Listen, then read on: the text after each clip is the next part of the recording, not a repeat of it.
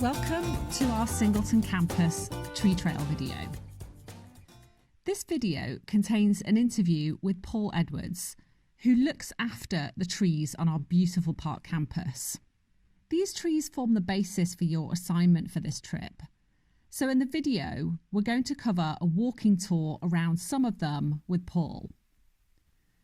You should use the video alongside the Google My Maps tour that you can do either digitally or in person if you're in Swansea, to explore the campus trees and choose which ones you want to include in your tree trail. Don't forget, you can also spend time on campus and include trees that we don't cover in this video. There are many to choose from.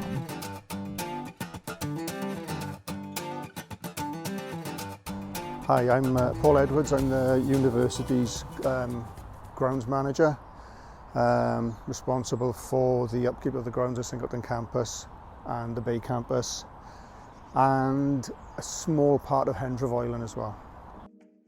Well, a lot of it's a hangover from as being part of the estate of Singleton. Obviously, the Vivians had the Abbey. There was a lot of planting done at the time. I know it's a bit of a cliche, but the university is set in Singleton Park. But that said, a lot of the trees, particularly in the botanical garden, were planted specifically for the botanical garden. Obviously, a lot of the older trees were part of the old Vivian estate. Yes, there were adders. Prior to that, it's called the reptillery because originally there were tortoises in there. Unfortunately, when the import of tortoises ceased, they disappeared more or less overnight, which is really sad because there were some quite big ones in there. Following that then, it was used for breeding adders, believe it or not. The gentleman's name escapes me, but it was basically carrying out a breeding program to increase the numbers of adders on the Gower Peninsula. So a lot of the stone obelisks we've got there, on a nice warm morning, they'd all be there basking on the rocks, warming themselves up. And there was a perimeter perspex barrier to stop them getting out. And yeah, he used to collect them up and then take them down Gower on his motorbike, in a top box on his motorbike, which yeah, I always wondered if he had an accident and that, it would be really great, you know. Don't open the box, you know. But yeah, it's interesting. It's still called the reptillery. I've never, you know, it's still mentioned, you know, but we've got no reptiles on it. We've got amphibians, we've got newts in there. The occasional frog. We don't have many frogs for some reason. I don't really know why, but we do get the newts in there. We put a little bridge there as well because hedgehogs like going across. I think they're trying to get a drink, but they just fall in. But at least they've got a bridge now, so they can do a lap and then get out. You know. You've actually got a hedgehog bridge. We've got a hedgehog bridge. Yeah.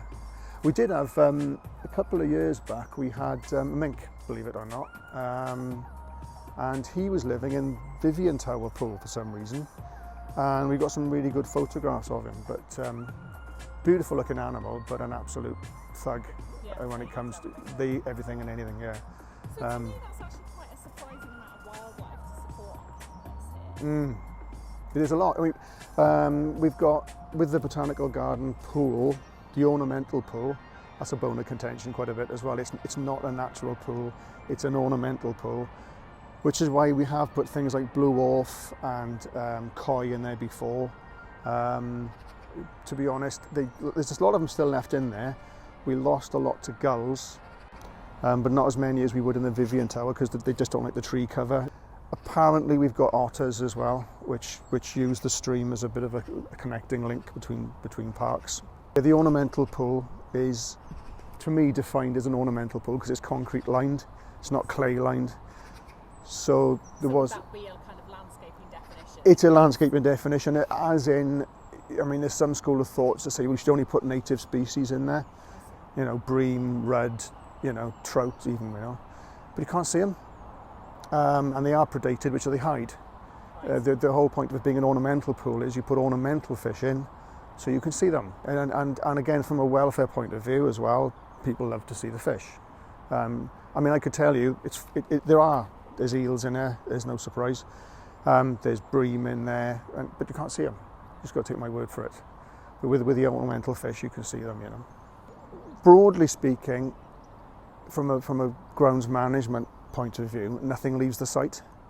So everything that gets produced in the course of maintaining the grounds, we either upcycle it or recycle it or compost it.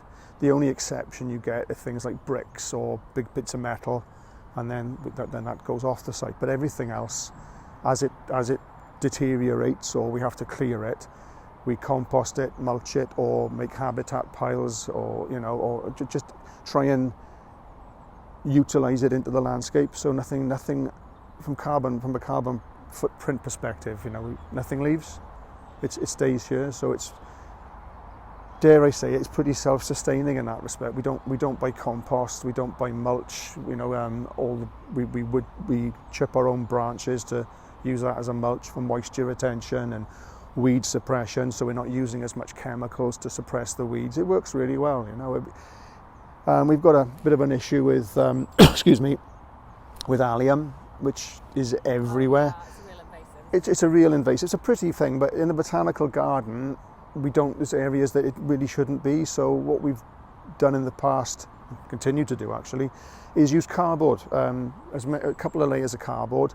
Then we cover that with well-rotted leaf mould, and it works. It cooks it, deprives it of light long enough. The bulbs hate it and they just rot, and we can just dig straight through the cardboard and the leaf mould as if it wasn't there. Then when we do plant it up, I can show you examples of that when we walk down there later. But it works really well.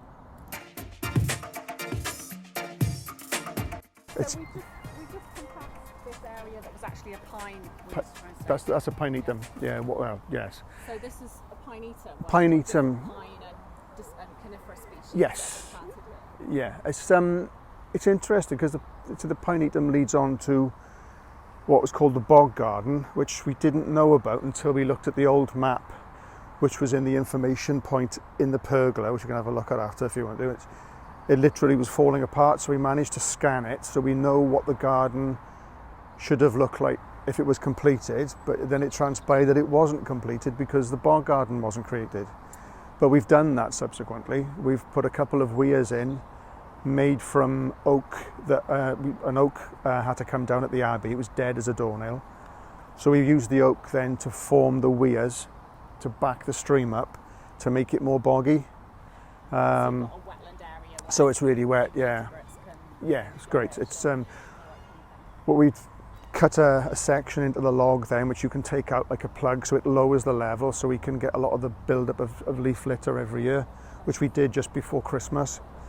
It's full of invertebrates. Everything's just, we leave it there for a while for it to give them a chance to wriggle back in, and then we put it behind the bamboo sort of reinforcements we've put there along the stream side, and the bamboo was harvested from bamboo we've got on campus, because bamboo's quite invasive anyway. So we cut that, stored it, dried it, and now it's forming like a wicker basket edge to the stream with the silt behind it, and that's where that's where our resident kingfisher likes to perch then on the bridge and just pick off the sticklebacks. And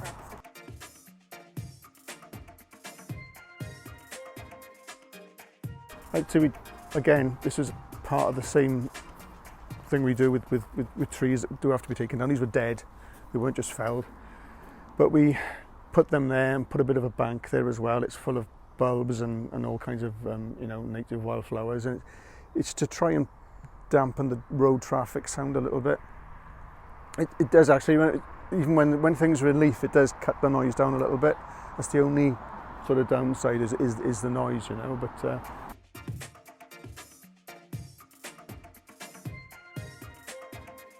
we've got a circle of conifers on the end, and a couple of them became damaged in high winds, and because it's quite a popular area now, if we've got anything like that that's potentially dangerous, we've got to take it out or do work on it. If it's in the middle of nowhere, we leave it.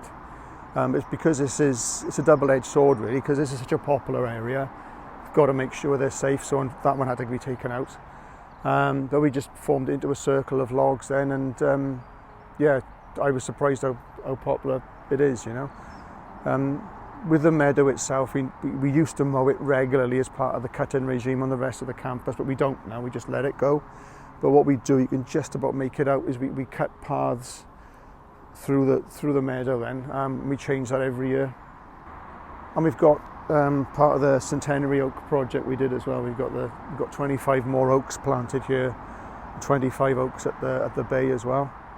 And they've been left alone, you know, to be fair. They're doing quite well.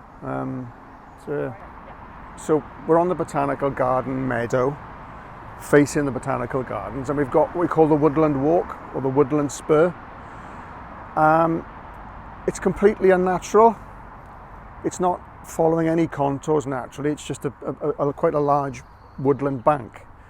Now, if it was formed around the time that Wallace was constructed, or the Botanical Garden was constructed, it would make perfect sense that perhaps they've pushed out all the footings from the building and it's ended up here, so they've formed a bank. The only thing that doesn't make sense is the age of the trees that are growing on it, and they're a lot older than the building. So I just can't understand. You've got a lot of really mature oaks there that are a hell of a lot older than the building. The bank was there first, and every now and again we've got a fox set both ends of it. When the fox is, because basically it's mostly sand, when it does have little cave-ins, the fox digs it out, and he'll dig out big lumps of slag from smelting ironworks. What's that doing there? We've got the yew hedge, and the only other yews we have, we've got an Irish yew just on the end of Wallace, or NSB as it used to be called, and the only other yew we've got then is up at the Abbey. Well, it's unusual, as in it's really, obviously really old, but I don't know why it is where it is. It's not shielding anything unsightly. It's not as if there's a transformer behind it or a sewage farm or anything. It's beautiful, you know. It's actually, oh my goodness, I would say that's more or less half the height it was. Wow, okay. We cut the top of it 20 years ago to make it more manageable. It's still a bit of a pain to cut, but it's a beautiful feature.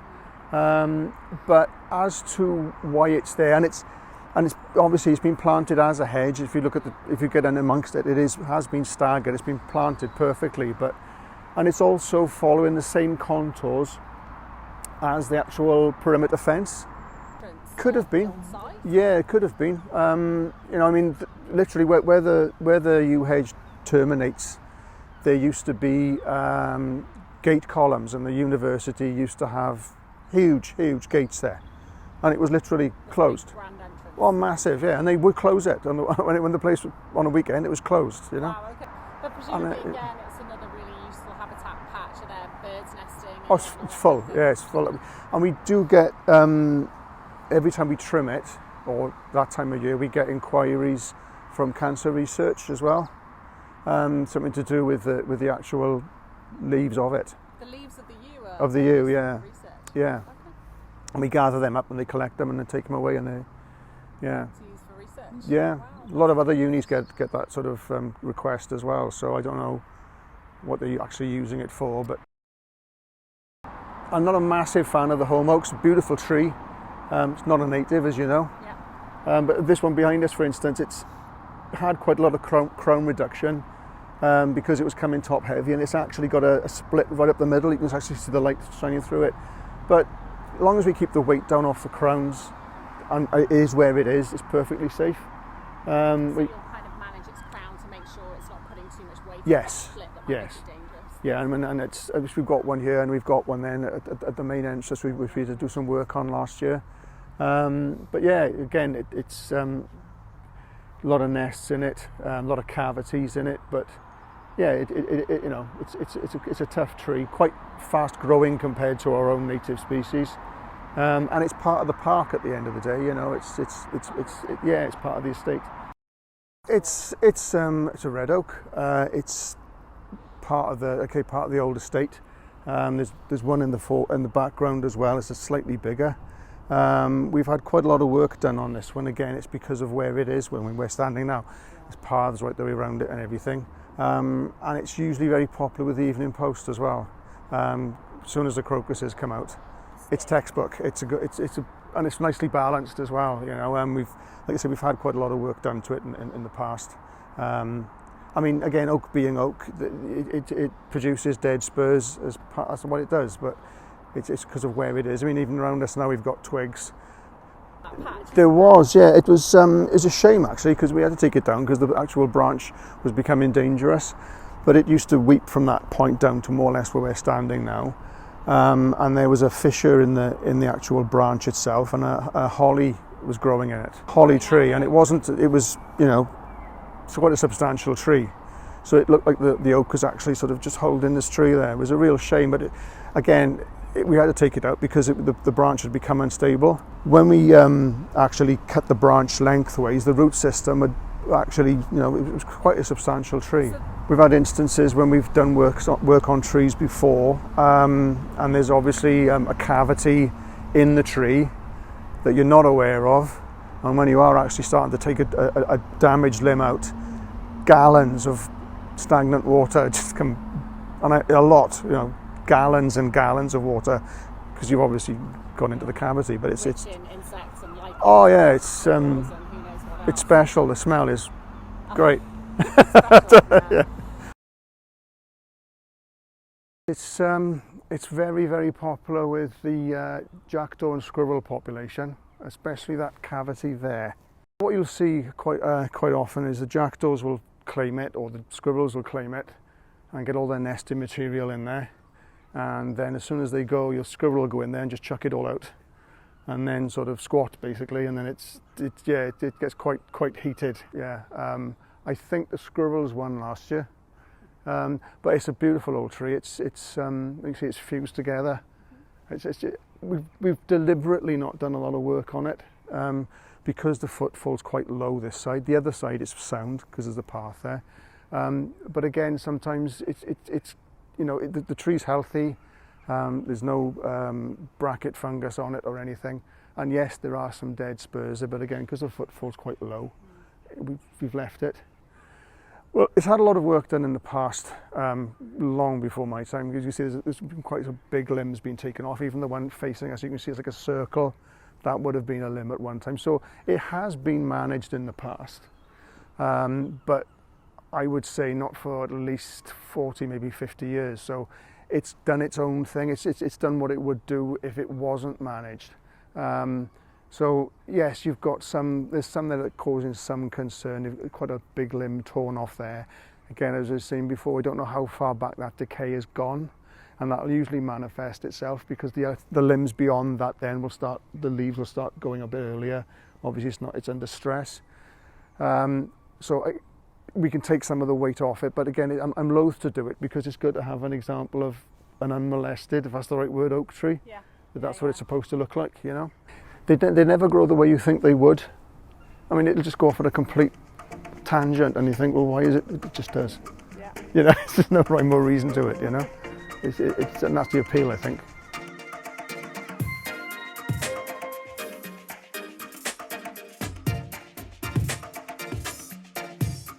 So we're just going to introduce one of the more ornamental trees, which is a cherry tree that's right in front of the Abbey. And it's a really nice example of the management that goes into the tree estate, really. So you can see there's a paler limb that's been grafted onto the main cherry tree. And that's where somebody grafted two species and two individual trees together. And what's really lovely is one of these limbs is a white cherry tree and one's a pink cherry tree. So pop round here if you're here in the springtime, if you're back on campus, and have a look, because you'll see this beautiful little tree has two different coloured blossoms on it because of the way that it's been managed by the grounds staff.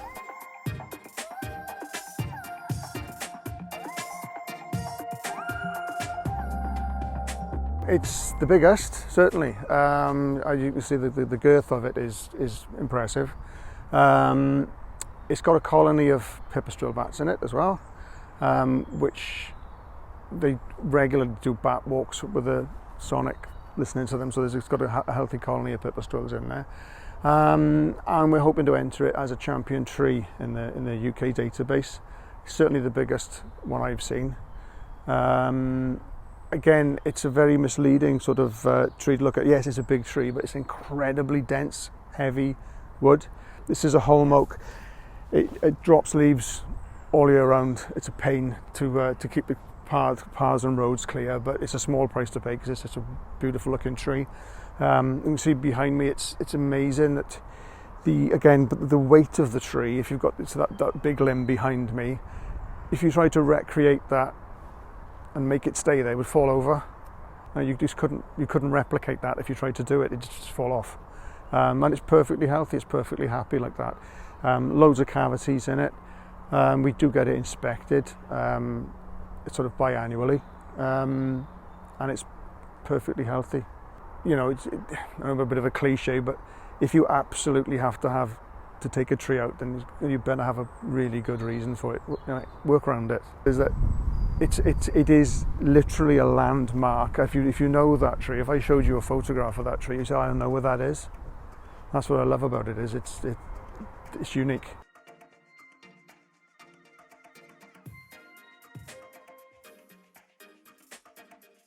So as we look at the Abbey Meadow, we can see there's actually several of these real champion trees on it. You can see 3 or 4 of these huge majestic oaks that form such an important part of the landscape, and we're able to see them from a long way away, and they form a really important part of what the university is. They're identifiable parts of it. And you get a sense of the people, the Vivians who designed this campus, the way they allowed big, majestic parkland trees to form part of the landscape, and they remain there now. But hopefully this video has given you a bit of an idea of quite what a job it is to manage them. It's not a simple task.